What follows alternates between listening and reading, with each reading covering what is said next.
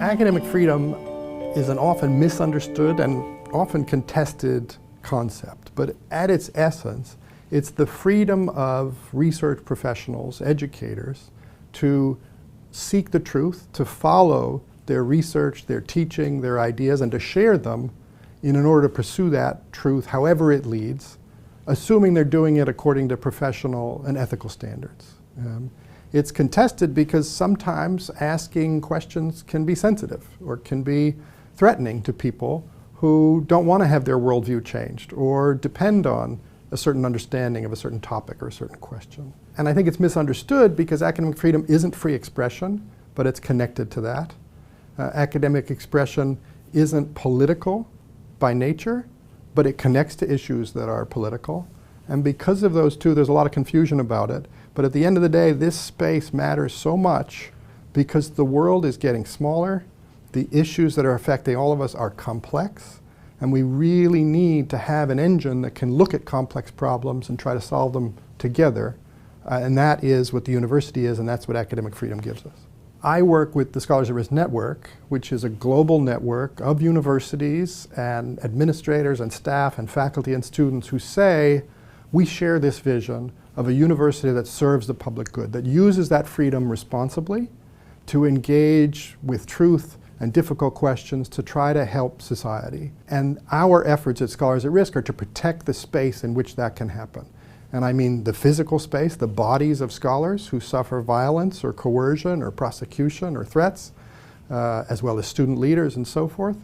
But we also, frankly, mean the conceptual space, the space in all of our minds to think freely and not worry that when we try to ask questions or we share ideas that we're going to be harassed or targeted or lose our jobs or somehow threatened, not because of the quality of our ideas, but for the audacity of having them and sharing them.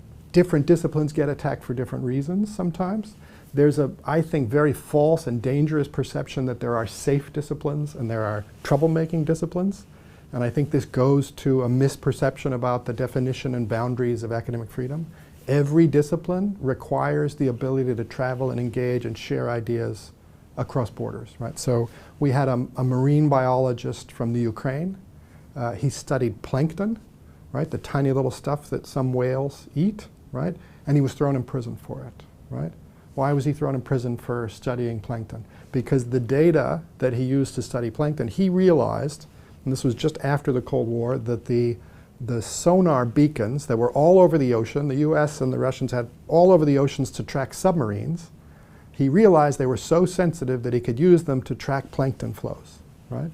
So this data was all publicly available. It was on the internet. But because the old mechanisms of the regime said anything from that is secret, even though it's on the internet, they prosecuted him for using that data, right? So marine biology was not safe in that sense.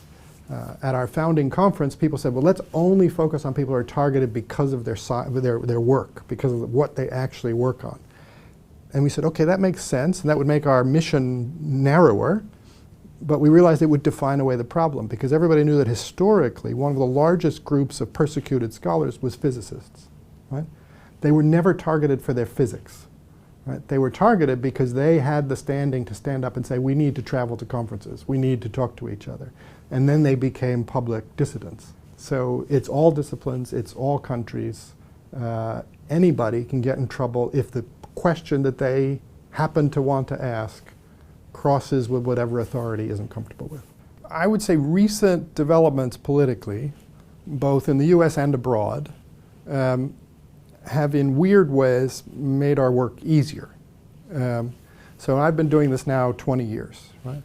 And for the first 10 years or so, when I went around the world, if I went to Africa or I went to Latin America and talked about why we need to protect scholars in universities, they got it. They got it in the first minute. They lived the politicization of the university as an engine of state building. So every time an administration would change, the university would be ordered to do different things and so forth. Whereas domestically in the US and to some degree in Europe, where much higher levels of academic freedom were generally enjoyed, I'd have to spend the first 10 or 15 minutes explaining to people why this is still a problem, right? They say, oh, that used to be a problem in the McCarthy years, or that used to be a problem in the 30s. And I'd say, no, it's still an issue, and I would have to tell them some of the cases and so forth. So oddly enough, some of the sort of polarizing politics of the last few years, and in particular, attacks on collective understanding of truth, have made it easier for people to appreciate why this stuff matters. And it really does matter. And for me, an eye-opening moment was I was invited to give a talk, and I'll never forget it because it really educated me. I was invited to be a visitor and give a talk at the University of the Ozarks, which is a great small institution in northwest Arkansas. And in preparing to go give this visit there and this talk, I was studied up on the student body, and I don't remember the numbers, but let's say, roughly 50% came from within 100 miles, and 80% were going to get jobs within 200 miles, and so forth and so on. I said, how am I going to get them to connect to this project that's so all over the world? And I walked into the classroom, and they got it. Because 50% of the kids, as I remember, were going to be teachers. They had a big education program. And they knew, as teachers in training, the 4 or 5 topics that could get you fired as a teacher in the United States, because they were so sensitive. So they really connected with this work. So this isn't something that's an over there issue, because the tension between disagreeing over ideas exists everywhere. This isn't a right-left thing. Conservatives in different parts of the world are the ones getting attacked, and in other places liberals or leftists are the ones getting attacked. Our program is saying that we need to have these spaces where we collectively try to solve difficult problems, and that the only way you can solve difficult problems isn't by force, it's by evidence and reason and persuasion. And that's what the university does that you can't do in a newspaper. They can get into deep levels of complexity, studying problems that require 10 years to really understand them, and then try to work it out. So yeah, the moment today is particularly charged, but all that's really doing is, I think, exposing why this space and this work is so important.